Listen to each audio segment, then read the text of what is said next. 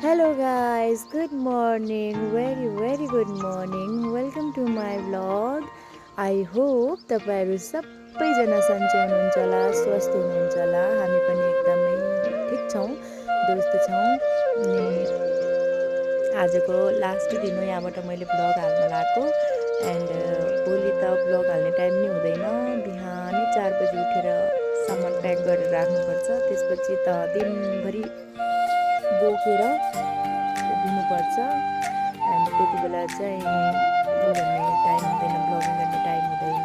And आज सायद last दिन हो मेरो यहाँ, किनकि यति राम्रो हरियाली वादीको बिचमा ब्लगिङ गर्न आज मेरो लास्ट दिन हो।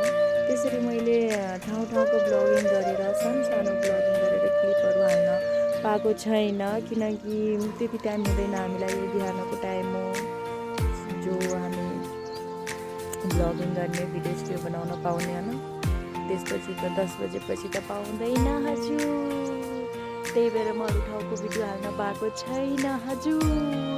यति राम्रो यहाँको हावापानी अनि खानपिन सबै एकदमै राम्रो छ। हावापानी त धेरै राम्रो छ। यो सरसो तोरीको साग भइहाल्यो, तोरीको खेत, अनि उता पनि त्यो पनि तोरी लागेछ। यति हरियाली छ। वाउ यार, काठमाडौँमा यो हरियाली कहाँ देख्न पाइन्छ? पाइँदैन नि। राम्रो छ यो ठाउँ एकदमै। गाउँमा घरमा बाटो गएको छ। यो घरहरू चाहिँ सरकारले बनाइदिएको हो। अब बनाउनु त सबैलाई बनाइदिएको। यस्तो यो वाला घर हो। यो वाला घर सरकारले बनाइदिएको, किनकि यहाँ भूकम्प गएर सबै घरहरू भत्किएको थियो नि त। केन्द्रबिन्दु सिन्धुपाल्चोकलाई गराएर एकचोटि भूकम्प गएको थियो। डेट खासै मलाई थाहा छैन। एन्ड एकदम राम्रो छ यहाँको हरेक चिज। अलि मान्छेहरू पनि धेरै राम्रो छ। अनि दुईवटा चिज चाहिँ मलाई यहाँको धेरै राम्रो लाग्यो कि एउटा त पानी सदाबहार, जति युज गरे पनि जति चलाए पनि पानी जति नै हुन्छ यहाँ। अनि दोस्रो कुरा कि बाटोमा हिँड्दाखेरि अब यहाँ यस्तो हुँदैन त, बस हिँडे गर्ने, त्यो सवारी गाडीहरू हिँडे गर्ने त्यस्तो हुँदैन यहाँ। अब जस्तो क्याम्परहरू, पिकअपहरू हुन्छन्, तिनीहरूले चाहिँ लिफ्ट दिने कि लिफ्ट रोक्यो भने, ठाउँ छ भनेपछि रोकिहाल्ने, लिफ्ट दिइहाल्ने। त्यो मान्छेहरूको त्यो आदत चाहिँ मलाई एकदम राम्रो लाग्यो, किनकि अब कति बेला कसलाई के काम परेको हुन्छ, कहाँ पुग्नुपर्ने हुन्छ, उतातिर गर्दा अरू ठाउँतिर गर्दा कति भाउ खान्छन् होइन। जस्तो कि नरोक्ने या किन रोक्नु पऱ्यो भन्ने हुन्छ। अब यहाँ त मैले एउटा त्यो चिज एकदमै राम्रो देखेँ कि यहाँका मान्छेहरूले त्यो कुरा चाहिँ बुझ्ने रहेछन् कि गाडी चाहिँ एकदम रोकिहाल्ने त्यो बानी चाहिँ यहाँको मान्छेहरूको मलाई एकदम राम्रो लाग्यो। अर्को चाहिँ पानी यहाँको फाल्छ पानी जति युज गरे पनि। मलाई त मन पऱ्यो यो ठाउँ, धेरै मन पऱ्यो। राम्रो छ, जे होस् धेरै राम्रो छ। अनि हिजो राति गाइस दिउँसो सुतेको थिएँ म। दिउँसो सुतेको भएर राति 12 बजीसम्म निन्द्रा लागेन। राति सबै सुतिसकेको थियो, म्याक्सिमम् सब सुतिसकेको थियो हिजो राति, किनकि हिजो त्यो बनाउँदा काम गर्दा अब त्यस्तै कामहरू गर्दाखेरि सब थाकेको थियो नि त। अनि सब सुतिसकेको थियो। मलाई त यति डर लाग्यो न। पहिला केही लागेको थिएन, मनमा त्यस्तो केही नि आएको थिएन। पछि यसो मोबाइल चलाइरहेको थिएँ, भिडियोहरू मुभीहरू हेरिरहेको थिएँ होइन। अनि घट्र्याक्क गऱ्यो, अन्त के होला, कोही टोइलेट निस्क्यो होला भन्ने लाग्यो। अनि त्यसपछि फेरि गऱ्यो कि घचुङ गुचुङ गऱ्यो।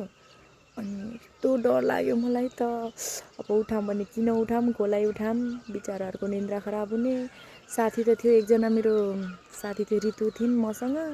अब तिनलाई उठाऊँ भने कसरी उठाऊँ, तर डराएको यार हिजो त। अनि हिँडेको जस्तो गर्ने, झ्याप हिँडेको जस्तो गर्ने।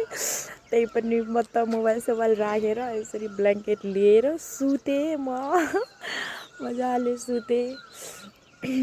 त्यसपछि निन्द्रा लागेन कति टाइमसम्म, पछि आफै निन्द्रा लाग्यो, सुतेँ, केही नि थाहा पाएन। अब मनको व्यायाम हो कि थाहा छैन के हो, तर डराउनु चाहिँ डराएको थियो। अब यो स्कुल हो नि त, यो स्कुलहरूको ठाउँमा अब यस्तै हुन्छ कोही ठाउँमा। हुन त त्यहाँ मन्दिर छ नजिकै, त्यो मन्दिर हो, त्यो मन्दिर छ नजिकै। त्यही पनि अब होइन के थाहा यार, ठाउँ कस्तो हो के हो। अनि यहाँ नजिकै खोला हो, मान्छेहरू जलाउने खोला यो, त्यही भएर पनि अब अलिकति होला। यो बजार हो, बजार हामी बसेको ठाउँको बजार हो यो। धेरै ठुलो त छैन, तर यहाँ पर्याप्त सामानहरू जे नि पाउँछ, जति नि पाउँछ। त्यो सडक हो, त्यहाँ गाडी हिँडिरहेछ, त्यो सडक हो। यतातिरको अर्को गाउँ भइहाल्यो।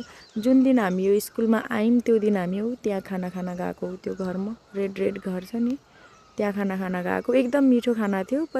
पता नि पछिबाट कसले भन्यो अब आफै बनाउने, आफै पकाउने भनेर। अब आफै बनाइरहेछन्, पकाइरहेछन्। आजको लास्ट दिन त हो, त्यसपछि त भोलि पर्सि त केटिएम पुगिन्छ।